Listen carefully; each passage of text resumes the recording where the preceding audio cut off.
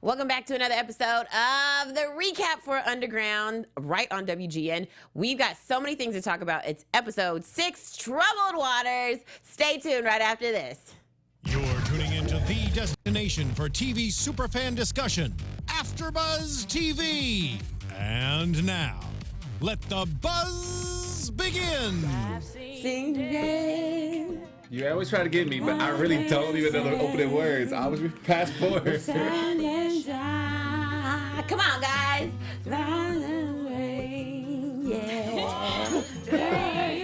Welcome to another episode. Welcome to the promised land. See, you know that one.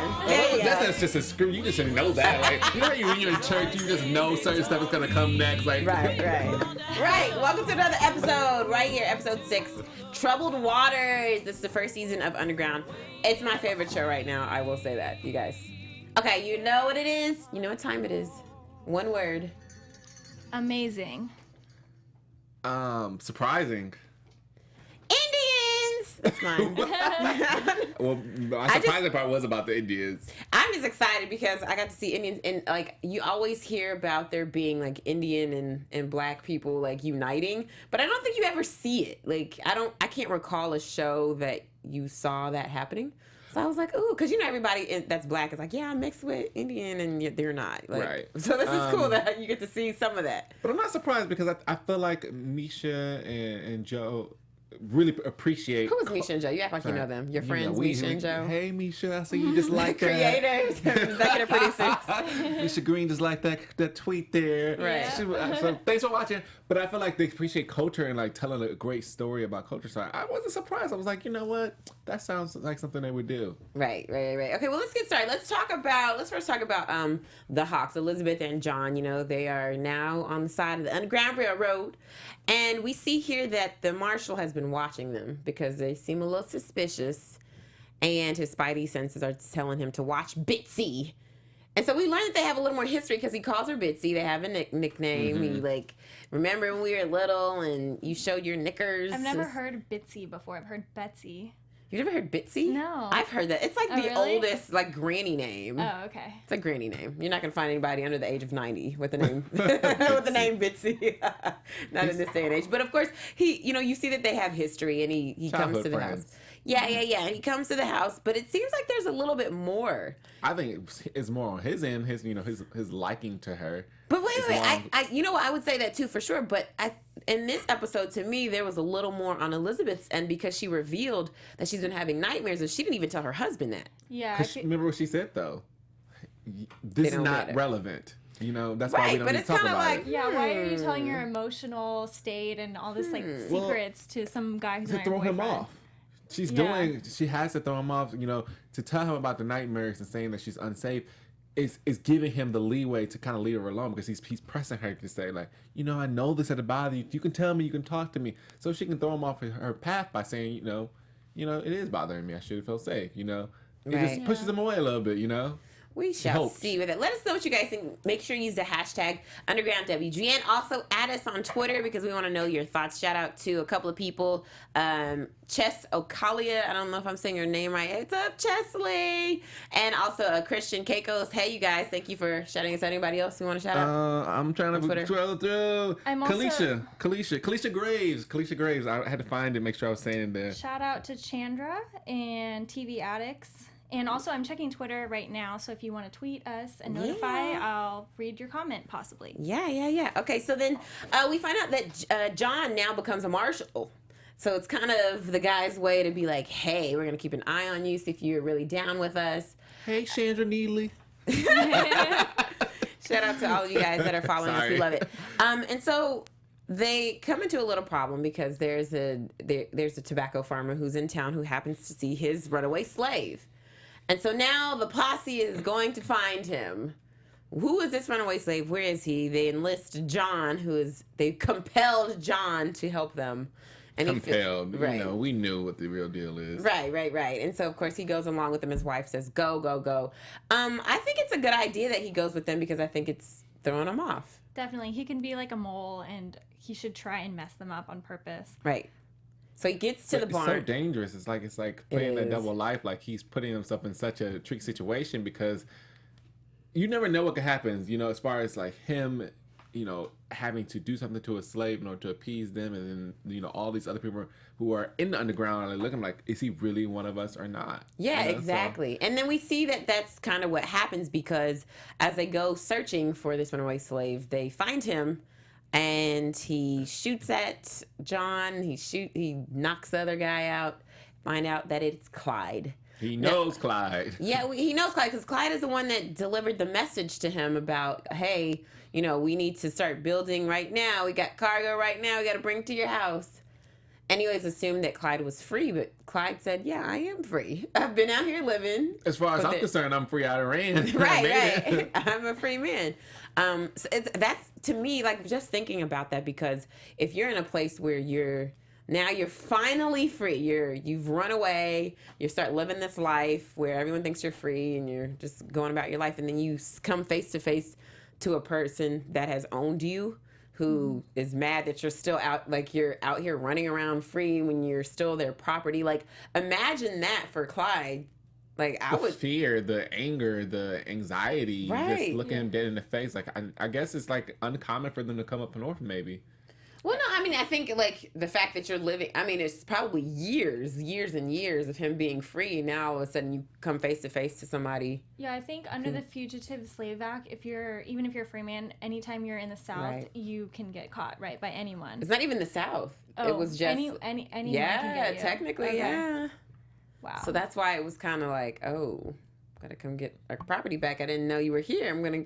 Yeah, you got to come back. So that's really rough. I thought what he said was interesting too. He's like, all the thoughts that ran through his mind before him, like if he'd ever come in contact with his master again, and he never thought that he would run. Yeah, like he would beat him up. It's like all the things you would do. Get him back for everything he ever did. Curse him out. He had to run. Right. He had to run. And so, of course, the marshal comes to, and he sees that, he's beat up a little bit. And John says that Clyde got away. But of course we know he helped Clyde. And we see that Clyde, he did help him. But I was kind of wondering, like, well, what are you going to do now? Like, you have a little meeting, and Clyde says all these things about his master. But what do you do? Like, I thought they were just going to keep Clyde hidden in their house. Yeah, why didn't they just do that? That's what I would have wondered. I think they were trying to keep him hidden. But for some reason, they caught him again. I think he probably went out again. Because I think that Clyde was really just having a normal day anyway, and then he ran into his master. So, like, he got comfortable. Right. Yeah. He got comfortable going to the post office, just doing everything willy-nilly, not really realizing that this is possible again. Yeah. No, but I thought, like, oh, well, I would have, I don't know. I feel like he should have just stayed hidden in the Hawk's house for a while, until things blew over. That's what I was hoping. So we'll see what more with that. Of course, Clyde is now into custody. They got him. We'll see what happens with that. Hopefully he gets out. Let's talk about the other side of the Hawks family down in the South, on the Macon plantation. So Susanna, you see, is having her baby. Scene starts off with that. Ernestine is drinking. She got a drinking problem now. And there is a reverend that's in the house I'm assuming, to give Tom his blessing once he sees that he's a good Christian man and that he should be the one that runs for office. Mm-hmm. It's just kind of weird to me, because you hear the whole time Susanna's like screaming in the background. She's having her baby. He is trying to have this political meeting. Like, yes. Yeah, Tom doesn't care at all. How about go check on your wife, right. Make sure she's doing all right. I think that it's like a common sign with him that he does not have feelings for her. Yeah. Right. It's a marriage of convenience. Mm-hmm. He needed to own some land in the South. He needed to own, get behind a powerful name. Why not with her family? They're very well known. Yeah. So it was kind of like, you don't really like He hasn't been around for the birth of any of this. And then, later we hear Rosalie's story, and it's kind of like you think about those comparisons. Right. He doesn't have any contact with his children with his white wife. Mm-hmm. Right. So that makes you think, though, because, this whole time we've been watching this season, it's like we've seen the passionate scene that he had with Ernestine. And it's kind of like, well, Ernestine doesn't really have a choice in this. Obviously, she's a slave. She can't really say no. Mm-hmm. But then this episode makes me go, wait a minute. There's a little bit more there. there's a little relationship there. It was interesting because she was kind of like, well, I tell you when and where. Right. Which you're telling a slave master this and you're a slave. It was crazy. It was like, you're a powerful woman. And then he tried to flex his power and then apologizing. Yeah. Right. So then that's when I was like, wait a minute, maybe this is, before we were just like, she's doing what she has to do to protect her kids, to make things easier for them. I get that. But now I'm kind of like, wait, I think you guys have something going on here for real. Yeah. Well, I think there's more feelings on his end than there are on Ernestine's. I think sure. she is wearing a mask. She's doing what she needs to do. She does. I'm sure she feels for him somehow, but ultimately, it's about the power she needs to have. Right. So then the Reverend suggests that all of the newborn baby, which he named Samuel, which is funny because isn't that Ernestine's oldest son's name, Sam? I don't know if it's Sam. Is it Sam? It's Sam. Samuel. Or his Rosalie's half brother. Yeah, so, exactly. Yeah. So Ernestine's oldest son is named Sam. So it's kind of like you're naming the baby Samuel. Okay, It's a Christian name. It's not a good the Bible, Christian but name. It is. Maybe but that is what he really wanted to do because of his other child or her half brother. Which is so weird. Okay, so then we see the scene where they're in the room together, and he locks all the doors, never in the house. And when when Ernestine says to him, we can't do this, and she leaves, I was like, she's in for some trouble because you don't reject a man in any situation and think he's going to be okay. Yeah. Especially in this house. I'm like, something's going to happen along the line. But we also see that the Reverend catches wind of this. He sees. He was already catching wind of it. Yeah. In the scene before when they were in the painting room that they were going to have, and she brought the drink, and he was just watching her as she moved and operated. And you could tell that in her movement, she held power, I guess he kind of notices that. Especially in what she says as well, when she's like, well, she interjects, and she's like, but the baby's probably not going to be strong enough. The water's still really cold. Like, it's kind of like, and he who are you to say anything? And he doesn't, like, reprimand her for speaking out of turn. Exactly. And so that'll be interesting to see with that. I think the most powerful scene from this episode would have to be Ernestine's monologue when she's getting drunk in front of the fireplace. And she's talking to herself, kind of, and the slave that walks in that's like making the paint with blood. And she says a few things that you never really think about. People are always talking about, I'd rather be a house slave because I'm in the house. I don't have to be in the hot fields picking cotton. It's horrible. And she goes, I always envied Pearlie Mae because from sunup to sundown, she had to pick the cotton. But when the sun went down, she could go home to her man and her baby. That was such an interesting thought. Right. I feel like I would rather be a house slave, but at the same time, I would want, a husband, I would want a kid. And at least then you have family time versus always being in that role. Like, it would be so stressful. And no one ever thinks about that. It was a moment that she finally told her truth because she tried to sell the dream to Rosalie before. Saying that it's better than being in the house. They had to work hard out there. Right. Her truth finally came out that she was jealous. Right. She wanted to be outside, and she revealed that she killed Pearlie Mae. And this other slave, who is that man, the butler That slave? was hilarious because you think he's a priest and you think she's at confessional or something, but I guess he's the painter. No, I don't know. I think he's the butler. Slave of the painter, the slave of the reverend, the pastor. Right. And he's just kind of like, yeah, we go to different houses. I see this stuff all the time. Sorry. Yeah, he doesn't say anything. He doesn't say anything. He goes about his business. And it's just, you see the mental turmoil that Ernestine is having. She always has this really strong exterior, but then you see that she's really just in the inside. She's broken up. Her daughter's gone. The house is falling apart. Slaves are gone, missing. The crops are burned. So everything is just out of whack, and you can see that she's falling apart at the seams, which is really weird because that's not her character. That's what we thought wasn't her character. Exactly. Everybody's allowed to have a weak moment. Right? Of course. Right. I think as much as she has to do to keep things together, it's only bound to happen that the stress is going to be too much. She's always working to keep somebody safe or on top of things, Yeah. And she just killed someone. So. And exactly. And the fact that she said that, I was like, what? Why would I you wouldn't say be surprised that? if Ernestine was killed in the past. Right. So casual. I killed her. Right. Oh my God. Not killed with a T. I killed her. I was like, stop telling these people this stuff. Can't drink that juice, girl. So then we see that all the slaves are now getting baptized in the river with the Reverend. And when he gets to Ernestine, he said, I see you, Jezebel. And she's like, wait, what? She knew. She knew exactly what... She knows what a Jezebel is. She knows who Jezebel is in the Bible. I think she understood the reference. And like, the fact that he tries to almost drown her, like... You thought she was gonna die. No. I knew she wasn't gonna die because in the storyline... Oh, he would have died if he tried to kill her. Right. We already know that. Yeah. But it's just interesting, like, what's gonna happen here? I don't know what angle this is gonna be at. Is he going to try to, like, bring her down, or is he going to try to, like, sleep with her? Because he's playing this pious, like, holier than thou type of reverend, like, you got to be good. I feel like he's gonna try to sleep with her. I don't think he's gonna try to sleep with her. I think he's gonna try to hit her where it hurts the most. The baby. No, I think that's gonna be after he tries to sleep with her and she says no. Oh well, yeah. I'm telling you, because he's just a little too righteous. You know what I'm saying? Like, he's just so, like, he's supposed to be the moral scepter here, but you are for slavery, like... Yeah, when they're telling Tom, oh, you need to be an ideal moral leader, it's like, are you serious? You're the slave owner. Right.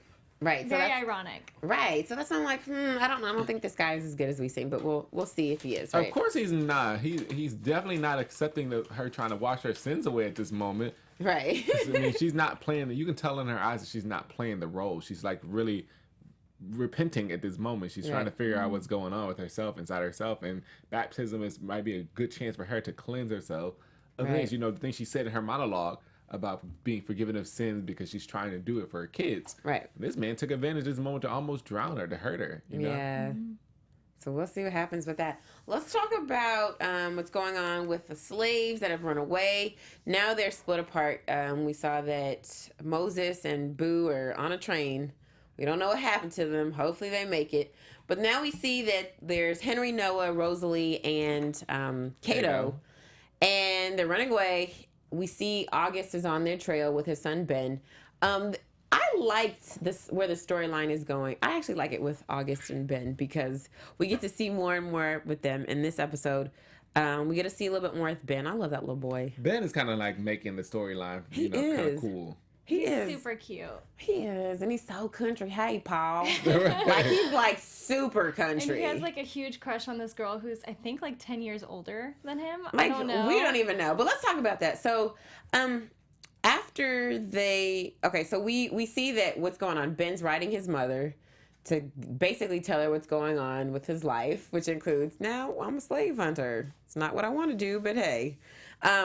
And then we see that the slaves also are weary. They've been running for weeks without food or water. So they're getting to a desperate, really, really desperate point here. August gets to them. He sees that they found a boat. And first of all, I was like, I didn't even think they were gonna be able to pull this off. They see a boat. They take over the boat. August is there with guns. The fact that he gets shot, to me, I was just like, I don't even know. Like, where's little Ben? Like, what happened? Mm-hmm. Yeah, Ben didn't look scared at all. He's not really trying to kill him. He's just like, Ben is not. I don't think he's interested in killing him either. Like, right. He just wants to, let's help Paul. I want to be out with Paul, make some money. Right. And, send him my mom, but he's not interested in really killing slaves. Yeah, and you see how much love Noah has for Rosalie, because he does use their last bullet to shoot August. Mm-hmm. And he hits him. I was like, he's not gonna hit him. But you also see he was swift. He's like, he thought she couldn't swim, and he was like, that's the only thing keeping her on the floor. I can't shoot just yet until they're apart. Right. Sweet.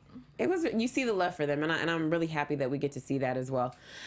So the thing that I don't know, this whole scene for me was a lot. We see the darkness of Cato.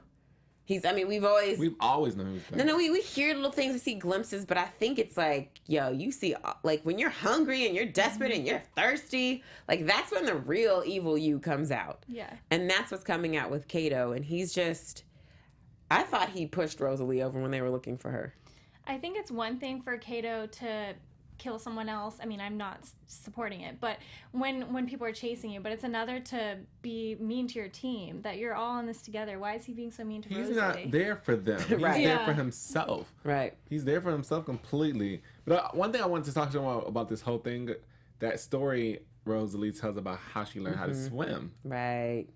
And at first it seemed really cruel though, right? Because she says, like, because Mary couldn't swim, so Master threw me in. to show her that it wasn't, too deep or whatever. Or like to show her that it was safe. And I was like, that's rude. Like, you don't know how to swim. He's just going to throw you in there like, hey. But then she says something very telling, which is he wouldn't let me go. Held me the whole time. He does not even touch those other kids. He doesn't care two licks about them. Mm-hmm. Right. But when you think about the other episodes, when Rosalie was getting her hands, whipped, like it seemed like he didn't care. He plays it very well that he doesn't care about his half-slave kids. He has his time and his places, to show his, emotions. And also, like Kato said, why does he know your name and we're just like, whatever. Right. You're Rosalie. Where's Rosalie? Right. Exactly. His fragile. Remember how delicate. Yeah. Delicate, fragile.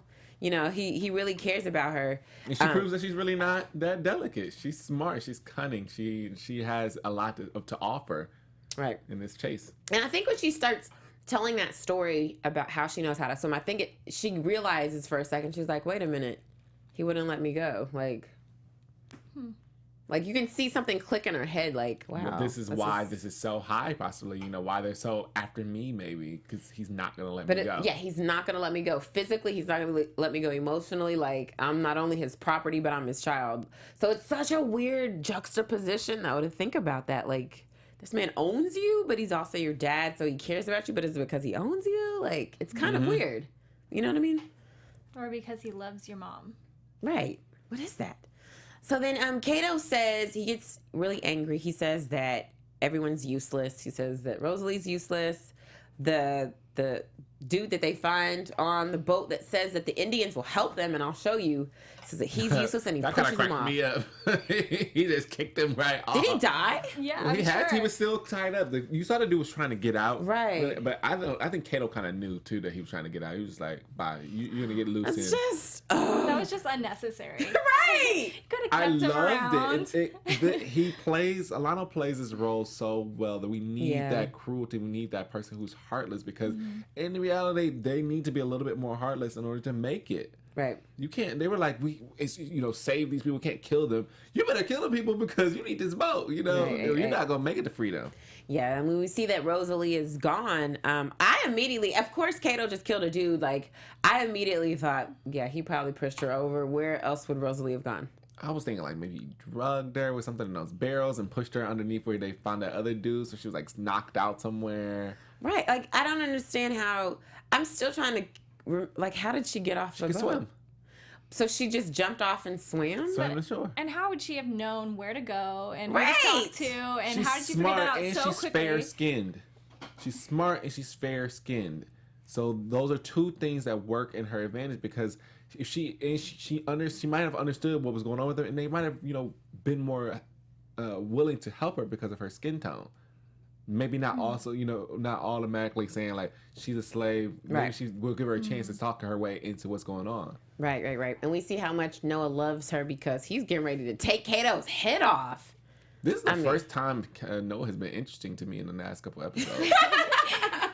Because he's violent, he showed a lot of leadership. Yeah, he showed leadership. He showed cunning. He was like, I know you did something to Zeke. I know that Rosalie didn't just leave. It's you, Right. That was the first interesting thing, because lately it's like I've been paying attention to every other character but you, and you're like the main character. Right. So before we get to the end part of that, let's talk about August a little bit. And so he gets shot, and of course him and his son go with, I guess they find a prostitute. I guess I don't really know what you call her, lady in the night. Party girl. Okay, thought, whatever term you like to use back in the day. She was loose. Yeah, one of those loose Jezebel hussies, whatever you call them. And so they go to, they're on their way to the town as they wait out for the boat to come to the bend, and we see the Indians come out, this Indian country. We know from the past episodes that that's basically how August learned to hunt, was because the slave that he grew up with learned from the Indians. So he knows some Indian ways. And so we see that that's evident when he takes his shirt off to get cut up. But I really was like, what's going on here? Yeah, I didn't understand, but it makes sense, because if they had tried to fight them, they weren't going to win. They were completely outnumbered. So it's kind of like, just take me and don't kill me. Right. And of course... I think it's kind of interesting that they find the Indians to be a threat, but not black people. I know, because Indians are free. But they band together a little bit more. I mean, they stole the land from him. Of course, yeah. You know, they band together and like they were willing to kill him. I wish the tables were a little bit different. Right. So then the Indians let them go. They get to the bar, and little Ben, of course, he's in love with this girl that they find who's clearly way too old for him. But I thought it was really weird how August pays for a night with the whore for his son, who was like 12. Maybe 13. I don't know. I thought he just wanted, maybe I'm too innocent, but I thought he just wanted her to talk to him. But then it would make more sense if they were around the same age. But she's like 10 years older, so it was just very strange. I know, it's kind of like... strange to us. Maybe it's just different time. I mean, but I guess he's in a bar at like 12, so... different time. True. He's in a bar. I mean, I guess, how bad can it be? Yeah, and so I like that definitely, poor little boy, because when she comes to the room and she, appeals to him because she's like, I know what it's like to have someone sick in your life. She hits that nerve with him. And of course, he hasn't been touched in a while. So when a nice lady comes upon you, and poor little Ben sees her come out in the morning. I felt so bad for him. He was like laid, sleep on the Your dad wall. stole your girl, but not you weren't. She wasn't really his girl. Did your dad stole your girl? Or did your dad cheat on your mom? No, your dad stole your girl. I mean, there's a double hurt right there. Like you supposed to be worried about Ma. And here's the funny. I'm like worried. Like, okay, so if August is like busy with the lady, like, didn't you have a concern? Like, wait, where's my son? Like, where's he gonna sleep tonight? Where's he at? He's 12 years old. He's a man, and he's in a bar. He's gonna be fine. Right, like he left him downstairs. He's like, I'm going to get some shut out. You have to do what you want to do. See you in the morning. Like. I just think he really just makes the little boy grow up. I'm like, oh, poor little boy. I guess he does have to grow up, but just all of this? He's going to go through all of this, poor Ben. It's only been a few weeks. He did everything. He's a real man. He's already a real man. All right, so then Ben is mad. He's like, I'm going to go send this mail off to Ma. And, you slept with my girl. I'm mad, butthurt, whatever. So then August goes to basically wait out the boat. And he comes across the posse that the girl had talked about earlier that belonged to Patty. Jeremiah Johnson and the posse. And he says basically, like, these are going to be our slaves or not. Like, we can shoot you. And Ben comes just in the nick of time to say that Ma is gone from the hospital. Ma went missing. Which is like perfect timing because had they stayed there, we know what would have happened. They would have died. Yeah. So they stole the wife, right? Or was it just a coincidence? No, the wife is gone. She's in a crazy hospital. She probably ran away or something. Yeah, she probably broke out. Okay. We don't know for sure. I guess we'll see in the future. But then, this is when we find out that Rosalie's back. Woo! She went to go find the Indians. She brought them there. They killed the posse, and they're there to save Noah and the rest of the guys on the boat. Noah looks so happy. He's like, yep, that's my girl. It's my girl. Because Kato tried to say she left him. She didn't believe in his dream, and that's the worst thing you do. So man is not believing his dream. And he was so sad. But it was good to see that. So let's get into a few predictions before we get out of here. And now, your AfterBuzz TV. Okay. I wanted to say something because it's kind of related to the predictions because Chandra just had tweeted, like, what if Reverend is Sam's father? Then Free Your Mind Kid was like, no, Master is Sam's father, but I don't think... No, none of them Sam's father. We've seen in the past none of them are Sam's father because they said it in a Sam is from her husband. Her husband that is dead. So that's a different relationship. But we'll find out something with this, Reverend. But y'all go ahead with these predictions and you're telling us. Someone on Twitter also said that the guy who I thought that was a painter, I guess the slave of the Reverend, doesn't have a tongue, so he doesn't speak. Y'all on them details. That's why she's okay with telling him because I'm like, he was not gonna say anything. Ernestine, she be right there, right? She's smart. All right, predictions. Jamie, let's start with you. Well, we see next week a few things. We'll talk about that, and then you can pick what you want to talk about. Okay. Boo makes it all the way to Elizabeth Hawks. And John Hawks, she's at the house, and we see that Moses is there, but then he's not there. So I don't know. I don't think Moses is gonna make it. I don't know if Moses can fit in the shelter down there. It is. It's big. It's got like rooms for beds. It's fine. It's fine. You want to escape? You got to be in a tight space for a little bit, you know. But okay, so Boo makes it, and then we see that there's some stuff going on with little James. because Ernestine tells him you got to wear 2 masks. You know, she's like prepping him for something. Something's going to happen with him. So what prediction do you have, Jamie? Maybe Moses will sacrifice himself to save his daughter, and maybe like he'll send her on the way and say like this is the way. There are people that will help you on the other side. Okay, yeah. That's probably more than likely true. Yeah. I already told you guys. I think the Reverend is after James to sell him or get him away somehow because it'll hit Ernestine where it hurts. Yes. Right. I think that I'm gonna stick with what I said, which is, I don't know. I think the Reverend is going to try to like sleep with Ernestine or do something that because that's not expected of him. We don't expect him to be that guy, but I think he is, and he's going to, she's going to reject him, and then he's going to be like, we're going to get little James sold. I would love to have Miss Ernestine in the studio for one of the shows. Yeah. Amir Vaughn, come see about us. Come on. I follow her on Instagram now. She's so pretty. She's amazing. She's amazing. All right, let us know what you guys think. What is your predictions for next week? What do you think is going to happen? Go ahead and tweet us. Also use the hashtag UndergroundWGN. Let us know what you guys think. Where can we find you? You can find me on Twitter and Instagram at JamieBanks_, and I also just downloaded Periscope, so I'll give that a shot. I am on Twitter, Instagram, and Facebook at I am Gary Thomas, and of course, I am GaryThomas.com. I know my cousin, Gary. My cousin from a different family.